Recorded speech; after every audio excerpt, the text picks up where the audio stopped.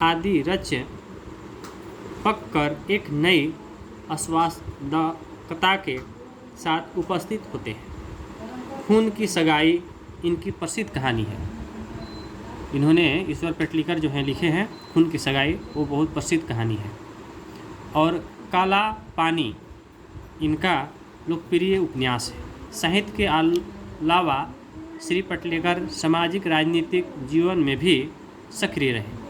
इनकी दर्जनों पुस्तकें पुरस्कृत और बहुप्रशंसित हो चुकी है।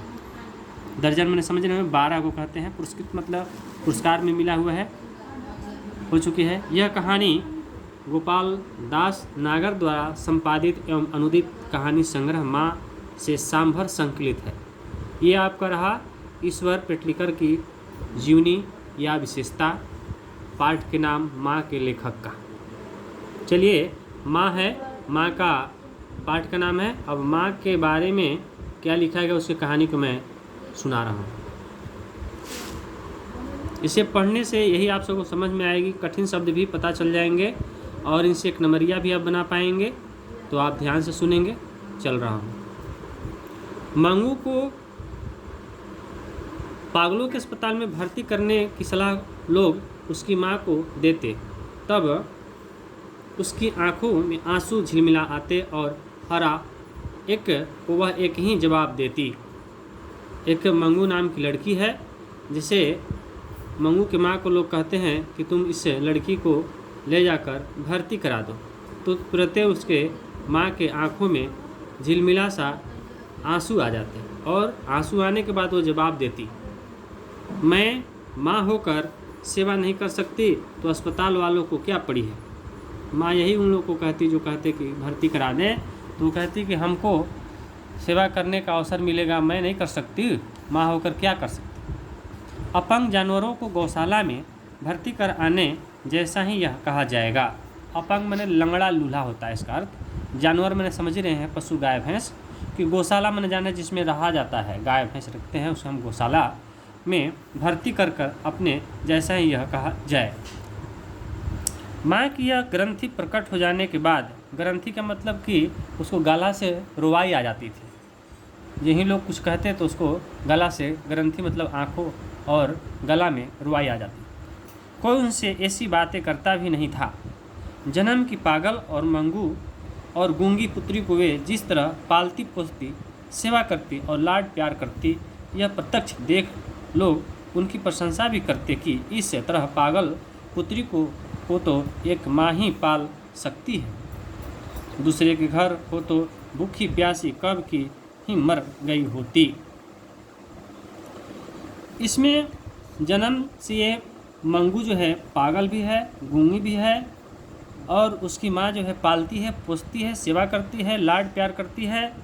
प्रत्यक्ष देख कर लोग उनकी बड़ाई करते हैं। प्रशंसा का अर्थ होता है बड़ाई करना। इस पागल पुत्री को एक माँ ही पाल सकती है, दूसरा कोई तो कर ही नहीं सकता है। दूसरे के घर होती तो ये लड़की जो है मर मिट जाती यदि माँ ना होती तो, और जीवित भी होती तो भी एक हष्टपुष्ट शरीर तो नहीं होता। यदि कह रहे हैं कि जिंदा भी होती तो ये लड़की इतने खुशहाल, इतने शरीर वाला, हष्टपुष्ट, मजबूत नहीं होती। अगला है, मंगू के अलावा उसके माँ को 3 संतानें थी। मंगू थी और मंगू के बाद 3 और संतानें थे। पुत्र संतान को कहते हैं, बच्चे कहते हैं। 2 पुत्र और 1 पुत्री।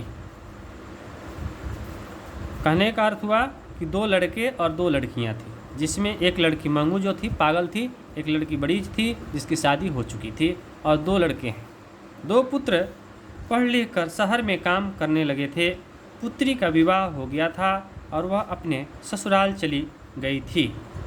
बड़ी लड़की थी, उसका शादी करके लोग अपने घर भेज दिए, और 2 लड़के हैं। मंगू की माँ अपनी उन तीनों संतानों को भूल गई हो यह बात नहीं थी किंतु उसका समग्र मातृत्व मंगू पर ही निछावर हो गया था।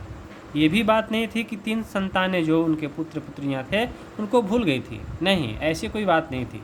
लेकिन सेवा करने जो लोग थे उन्हीं को सेवा करती थी। इसीलिए छुट्टियों में जब कभी लड़के घर आते तब उनका घर बार पौत्र पौत्रियों से खिल उठता। फिर भी दादा दादी के रूप में वह हर्ष में पागल नहीं होती थी। कभी छुट्टी होती तो लड़के और लड़के के जन्मे बाल बच्चे नाती पोते जब उनके घर में आते तो खुशियाँ का ठिकाना नहीं रहता और जो है घर उनका खुशी से खिल उठता था। और जो है हर्ष का मतलब होता है खुश होना। उन बालकों को वह लेती खिलाती और लाड प्यार करती। मम्मी भी अपने पोतों को लेकर खिलाती और उसको जो है लाड प्यार देती। माँ के इस व्यवहार के विषय में पुत्रों को तो कुछ ख्याल नहीं आता, पर पुत्र वधुएं कसमसा जाती। मंगू को देखकर बाकी लड़की को तो कुछ पता नहीं चलता पुत्रों को, लेकिन उनके पतोहू को पुत्र वधुओं को कसमसा जाना माने अंदर ही अंदर कुछ कह सुनना गुस्सा कर लेती।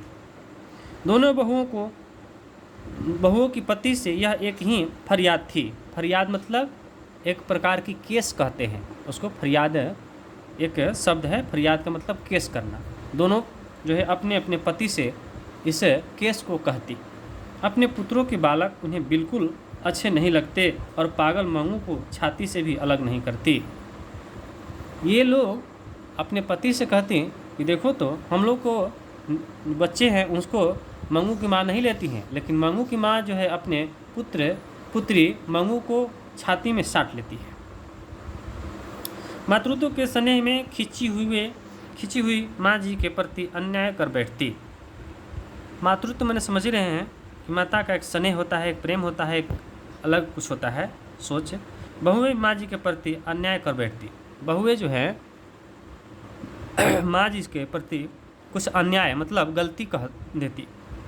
इतना ही नहीं, पुत्री के माँ जी का व्यवहार